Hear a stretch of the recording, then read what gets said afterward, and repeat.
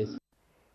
And to discuss the clash of model code of conduct with the union budget, Shereen Bhan caught up with D. Raja, the National Secretary of the Communist Party of India. Shereen started by asking him whether the whole matter was just a technical issue. Here is what the CPI leader had to say. It is not a question of technicality. Union budget is union budget. It is a pan-Indian budget.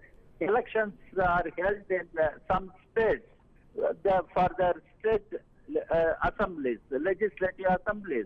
But at the same time, the elections do have impact on the national politics. For instance, the elections in Uttar Pradesh, elections in Punjab, will have definitely impact on the course of national political development. And even Mr. Rajnath Singh, the Home Minister, said in a press conference in Lucknow that his party will go to people explaining the performance of Mr. Modi government. Mr. Modi government is a union government. Yeah, so let us understand, we should be very realistic, we should be very practical. It is not a question of technicality. We are a democracy. And in a democracy, which is a multi-party democracy, how these things are used by political parties which are in power, known to everybody.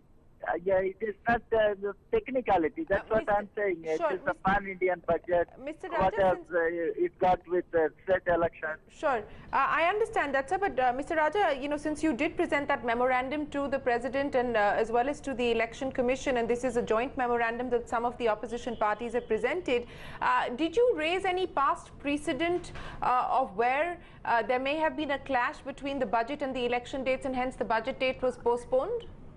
I think so. There is a precedent, and in the past, some election dates have been adjusted, or the budget session was adjusted, keeping in view the elections in some crucial states or for Parliament.